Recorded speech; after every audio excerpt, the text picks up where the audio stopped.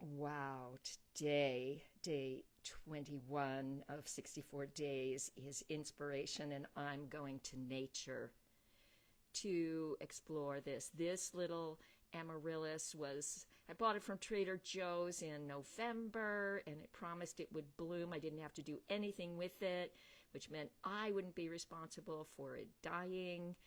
And like its sister, it has bloomed and bloomed and bloomed time and again. And by cutting off that beautiful bloom when it dies, it grows another one. And I was gifted with these beautiful poinsettias, which got black leaf mold, and all the leaves fell off, but somehow the flower still grows. And years ago, these ethereums, which people have cared for in my travelings, and these little seeds that I harvested from a garden of basil and planted them, nurturing and watching them grow.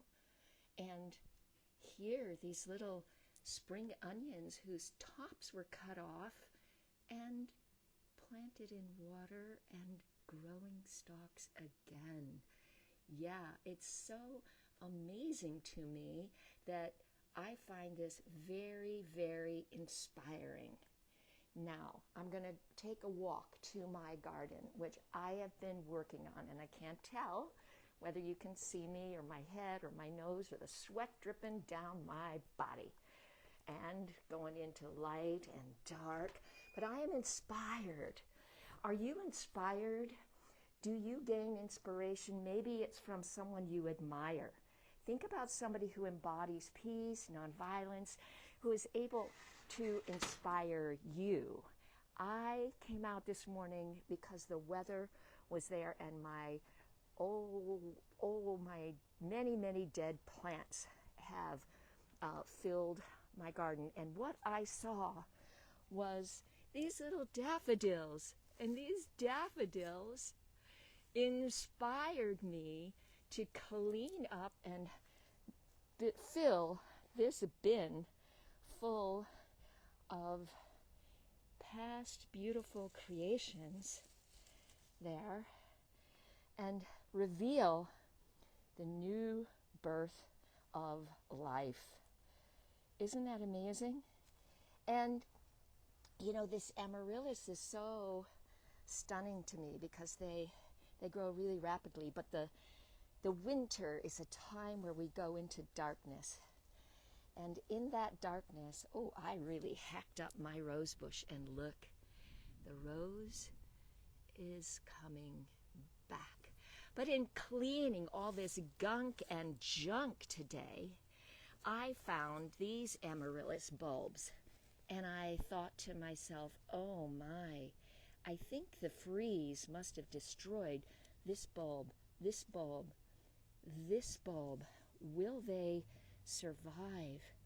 And then I was thinking of cutting them back, and I don't know, I didn't see this one, but somewhere in there among all this gunk, right? In this gunk here, I found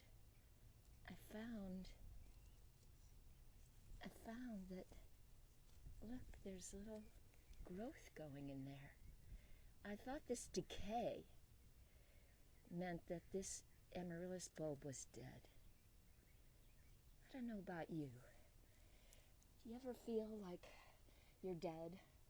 Like nothing is inspiring you?